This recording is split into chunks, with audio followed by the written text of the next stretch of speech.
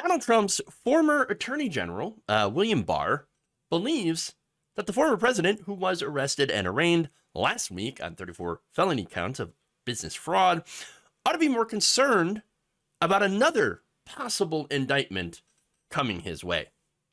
Take a look. I'd be most concerned about the document case in Mar-A-Lago, because from what I can see, when it first came out, a lot of Republicans manned the ramparts and were dumping all over the FBI and the government. And as the facts have come out, as I suggested when I spoke about it, the FBI was opposed to conducting the search. They weren't involved in launching the search. But also, those steps were taken after a long period, about a year and a half, of trying to get the documents from him, which he had no claim to. He had no claim to those documents, especially the classified documents. They belonged to the government. And so I think he was jerking the government around, and they subpoenaed it. And they tried to jawbone him into delivery of the documents. But the government is investigating the extent to which games were played and there was obstruction in keeping the documents from them. And I think that's a serious potential case. I think they probably have some very good evidence there. So I like the admission that, Donald Trump was playing games. Yeah, Donald Trump, that's what he does. He plays games. The best games, the greatest games. No, the dumbest games. Play stupid games and win stupid prizes, like an FBI raid in your house. Okay, but the other thing that I just want to address this, just because I'm a child and it's funny. When this first came out, a lot of Republicans were just they were dumping on the FBI. Oh, yes, they were. Dumps, big massive dumps. They call them dumps, big massive dumps. That's it. I just had to do that. Okay, anyway. My first reaction, though, other than, being, once again, a child, is the fact that, okay, why is William Barr, of all people, out there saying things that are true?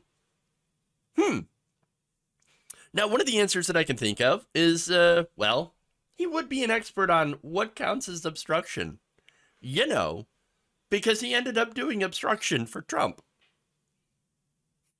And let me explain. In 2020, a federal judge had rebuked Barr's handling of the Mueller report.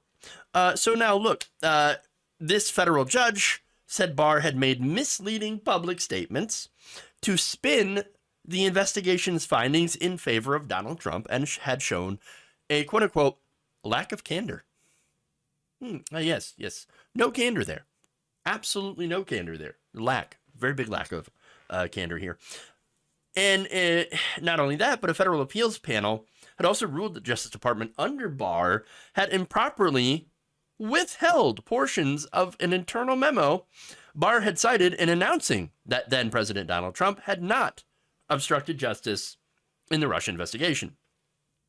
So he basically did some lies, some spin, and withheld a report. Now, thankfully, there's a watchdog group that had, subpoenaed to get this memo released. And, well, again, we know that William Barr had helped Donald Trump obstruct justice. So he would know about obstructing justice because he helped Donald Trump do it. Literally. Now, there's more details in that. The 9-page memo dated March 24th, 2019, and written by 2 senior Trump Justice Department officials, concluded that none of Donald Trump's actions documented in the Mueller report, the firing of James Comey, for example, who was the FBI director at the time, his directing the top White House lawyer to fire Mueller, his exhorting witnesses not to flip, should be viewed as obstruction. None of those actions. No, what are you talking about? That's not obstruction. Getting rid of the people that I don't like, and, that's not obstruction at all. No.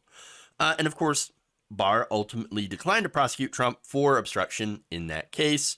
So, but now, suddenly, things are a bit different.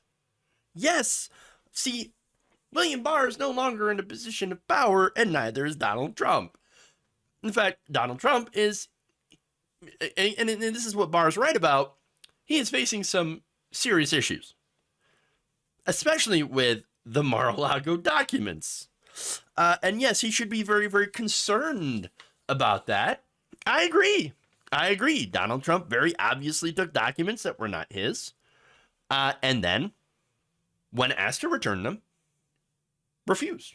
Did not do that. Continued to defy them on many different occasions when asked nicely to return them.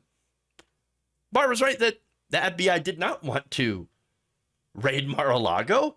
They were kind of forced into that position by whom? Oh, right, Donald Trump. Yeah.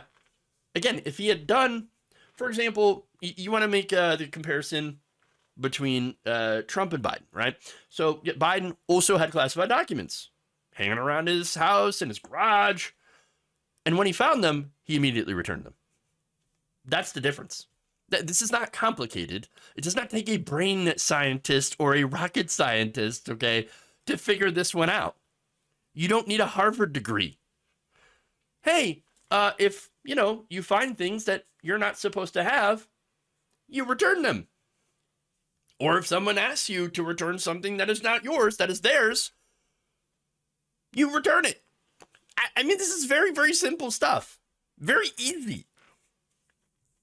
And so, no, I'm not in disagreement with Barr when he says this stuff. I'm just in disagreement with the fact that William Barr is trying to be rehabilitated. See, again, and this is the problem.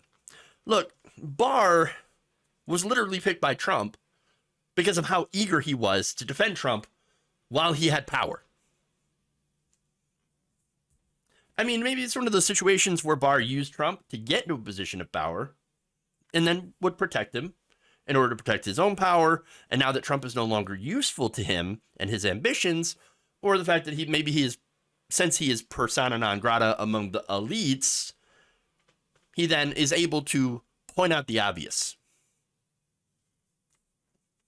That Trump's a lifelong criminal. Yes, Barr is right. But let's not ignore the fact that Barr is clearly on a rehabilitation tour. Okay? Just because he's against Donald Trump now, and I think this can apply to a lot of people that are being extolled by the media and by the establishment, being against Donald Trump does not mean you're a good person. It does not mean you're absolved of the bad things that you may have done in the past. That's why I have problems with like Bush administration officials, people who had, supported the Iraq War, the invasion, pushed, I